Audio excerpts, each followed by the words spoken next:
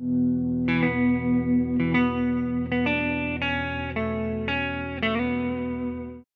Granada War, Episode 12, The Fall of Granada, 1490 to 1492.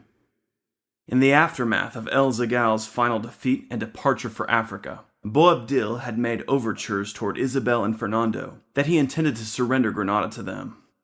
However, urged on by militant factions within Granada, Boabdil sallied from the last important Moorish city in 1490 and made a surprise assault on the castles of Alhendin and Salobreña. This was a stunning and bold move, though Fernando quickly repulsed Moorish troops from both castles and in retaliation heavily raided the Granadan countryside. That November, Fernando and Isabel escorted their eldest daughter, Princess Isabel, to Portugal to join her betrothed, Prince Afonso, who was so eager to meet his new bride that he broke the usual protocol which held that a groom should not see his bride before the wedding. After their marriage, the couple was blissfully happy, but tragically, Afonso died in a horseback riding accident the following July. His young wife was devastated.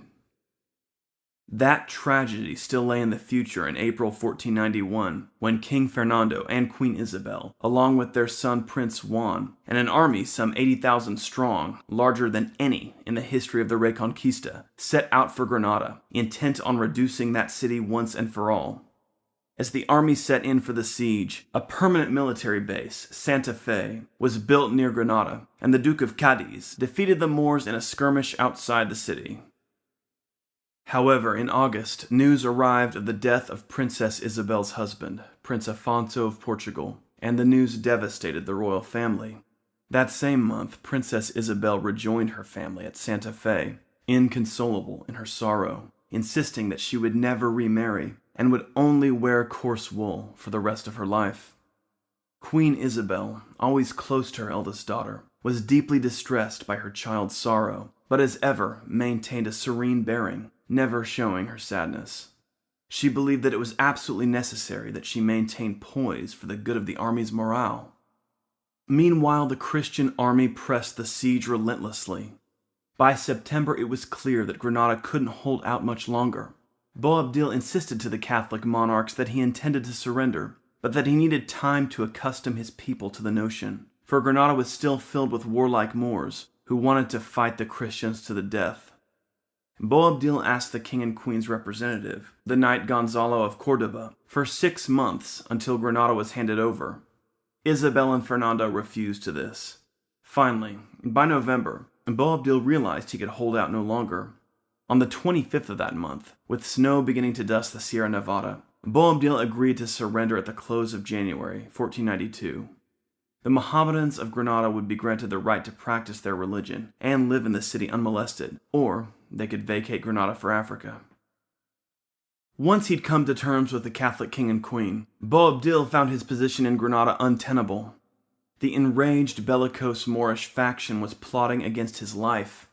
He wrote again to Isabel and Fernando, asking that he be allowed to abdicate on January 2nd, and that a contingent of Christian soldiers enter the city the night before to guard his own life. Fernando and Isabel agreed to this. At dawn, on January 2nd, the ancient gate of Granada, the last fortification on Iberia to hold out against Christian Castile and Aragon, was opened to a party of Spanish knights under the leadership of Gutierre de Cardenas, one of Isabel's most trusted commanders. Boabdil himself met them, placing in Gutierre's hands a document in which he formally renounced the city. Gutierre's first act was to have an altar raised in the middle of the Alhambra, where a priest in his company at once said Mass. This was the first time a Christian Mass had been said on this soil in some 780 years. Gutierre's men took possession of the Alhambra. 3 cannon shots were fired, announcing that the citadel of Granada, at last, was in Christian hands. Now the whole of the Christian army marched out of the camp at Santa Fe toward Granada. By 3 o'clock they arrived, the king and queen at their head. They and their nobles were garbed in their finest attire, jewels, silks, and brocade cloth, with the soldiers' armor and weapons brightly polished. Fernando rode ahead, Isabel behind him with their children. Boabdil stepped forward, and passed the keys to the city into Fernando's hands, then submitted himself before the King of Aragon. "We are your slaves, invincible king," said Boabdil. "We deliver up this city and kingdom to you, not doubting you will treat us with clemency and moderation." Fernando passed the keys to Isabel, who handed them to Prince Juan, who passed them to the Count of Tendilla, the man selected by the king and queen to govern Granada. Hernando de Talavera, Isabel's confessor, was named the city's bishop.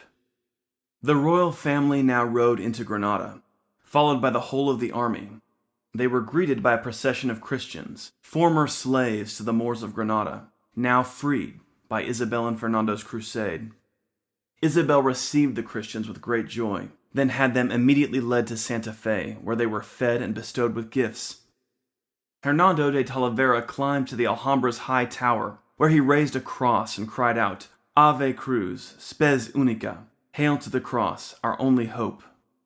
Next, the king and queen's banner, along with the flag of Santiago, were raised over the citadel. Trumpets blasted, cannons fired, and the city was filled with Christians proclaiming the name of Christ. Boabdil himself, along with his household and a melancholy party of Moors who would not remain in a Christian kingdom, made the bitter march away from Granada. When he reached the edge of the Alpujarras, he turned to take a final look at the shining city of his forefathers, tears in his eyes. His mother, Zoraya, according to some sources, remarked, "You will weep like a woman for what you could not defend like a man." So ended the career of the last Moorish ruler of Al-Andalus. He retired to Morocco, where he died many years later. The chroniclers tell us that the conquerors cried tears of joy. Isabel herself must have done so. This was the paramount moment of her life, when she and Fernando brought a conclusion to the Sacred Reconquista, the centuries-long struggle by the Christians of Spain to drive out the invading Moors. In 722, Pelayo of Asturias had begun the struggle with his victory in the northernmost mountains at Covadonga. Now, in 1492, the triumph was complete. Spain, from the Pyrenees to the Rock of Gibraltar, was Christian once more. Thanks for watching. My new book, Why Does the Heathen Rage?, a novel of the Crusades set during the reign of King Baldwin II of Jerusalem, is now available in paperback and Kindle on Amazon. Please click on the link in the About box of this video to get your copy. Also, if you would like to support Real Crusades history by offering a donation, you will find a PayPal donate link in the About box of this video. Thank you.